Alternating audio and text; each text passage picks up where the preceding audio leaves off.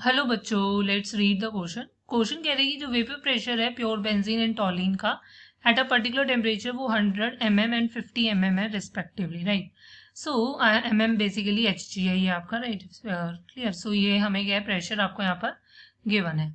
Next आपको यहाँ पर क्या बोला गया है कि जो मोल फ्रैक्शन है बेसिकली बेंजीन का in vapour phase in contact with equimolar solution of benzene and टॉलिन is, मतलब आपको मोल फ्रैक्शन जो है बेंजीन का वेपर फेज में निकालना है, क्या होगा अगर वो कांटेक्ट में with equimolar solution of benzene and टॉलिन। तो सबसे पहले मुझे इस क्वेश्चन का की कॉन्सेप्ट समझना होगा।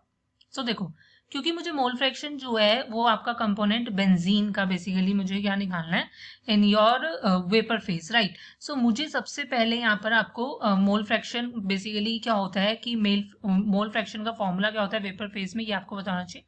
सो मोल फ्रैक्शन जो होती है काई से रिप्रेजेंट करते हैं, उसका वेपर फेज में फॉर्मूला होता है आपके पास कि हमारे पास जो भी कंपोनेंट है उसका partial pressure, right, this is your partial pressure divided by जो भी हमारे पास टोटल प्रेशर है।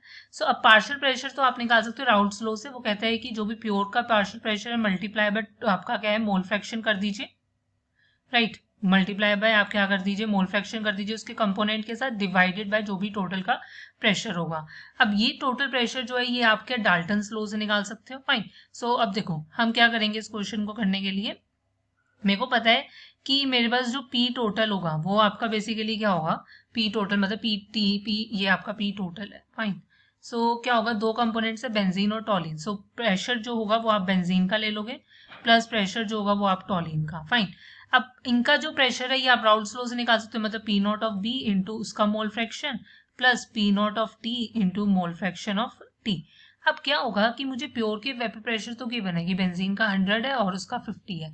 अब अगर मैं मोल फ्रैक्शन की बात करती हूँ तो मोल फ्रैक्शन क्या होगा, क्योंकि इक्विमोलर है और मोल फ्रैक्शन का जो सम होता है, मतलब मेरे पास अगर मैं टॉलिन प्लस बेंजीन का सम ले रही हूँ वो हमेशा 1 होगा, क्योंकि इक्विमोलर तो 0.05 हो जाएगी दोनों की, राइट। सो ये क्या होगा 100 इंटू 0.5 प्लस आपके पास क्या है ये 50 इंटू 0.5। सो इसको सॉल्व कर लेते हैं, ये आपका क्या होगा 50, क्लियर, प्लस आपके पास क्या है ये हो जाएगा आपके पास 25।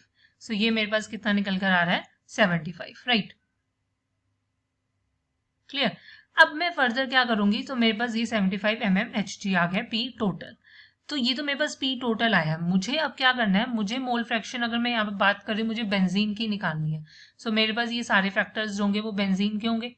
सो पी नॉट बेंजीन का कितना है 100 और उसका जो मोल फ्रैक्शन है वो कितना होगा 0.5, राइट, डिवाइडेड बाय टोटल कितना है 75। सो सॉल्व कर लेते हैं, इंटू 10, 0 से 0 कैंसिल, ये हो गया मेरे पास 50 डिवाइडेड बाय 75, राइट। सो ये हो जाएगा आपके पास 2/3। फर्दर अगर मैं इसकी बात करती हूँ आप इसको कैसे सॉल्व करोगे, हमारे पास है 2 divided by 3, so it will come out to be 0.67 approximately, right. और मोल फ्रैक्शन यूनिटलेस होती है। So the final answer is option A. Hope you understand it well. Best of luck, thank you.